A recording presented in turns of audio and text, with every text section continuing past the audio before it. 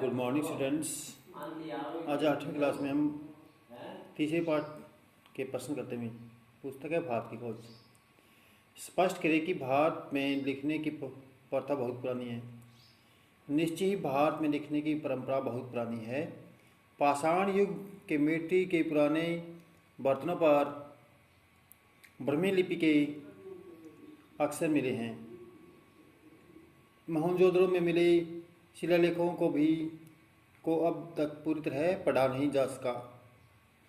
वे ब्राह्मी लेख जो पूरे भारत में मिले निश्चित रूप से मूल लिपि में है,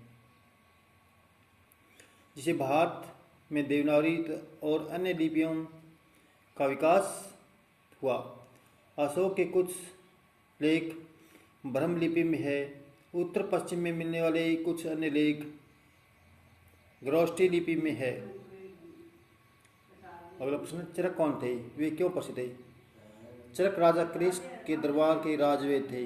वे अपनी वैदिक और औषध विज्ञान पर लिखी पुस्तकों के कारण प्रसिद्ध है।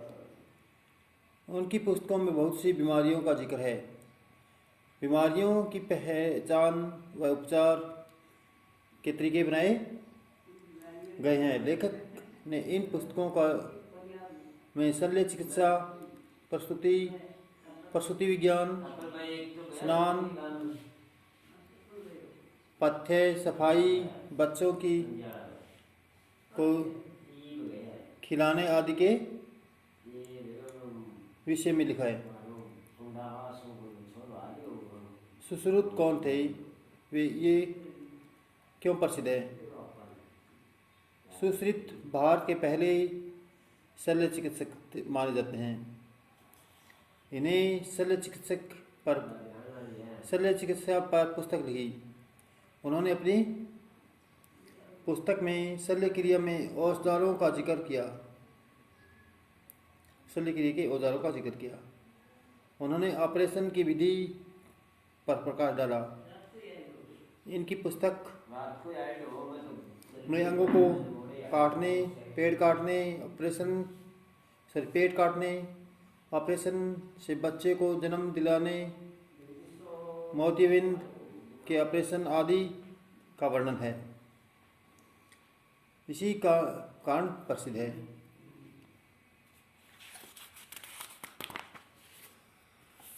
तक्षशिला क्यों मैसूर था? तक्षशिला अपने प्राचीन विश्वविद्यालय के कारण प्रसिद्ध था। यह विश्वविद्यालय विशेष रूप से विज्ञान, चिकित्सा, शास्त्र और कलाओं के लिए मैसूर था। भारत के दूर दूर के हिस्से के लोग यहाँ शिक्षा ग्रहण करने के लिए आया करते थे। तक्षशिला का स्नातक होना सम्मान और विशेष योग्यता की बात समझी जाती थी। जो चिकित्सक यहाँ के आयुर्विज्ञान विद्यालय से पढ़कर निकलते थे, उनकी बड़ी कदर होती थी। जैन धर्म के संस्थापक कौन थे? इनकी दो विशेषताएं लिखो। जैन धर्म के संस्थापक महावीर स्वामी थे। जैन धर्म दो प्रमुख शिक्षाएं सत्य बोलना, अहिंसा का पालन करना है। Thanks for listening. Have a good day.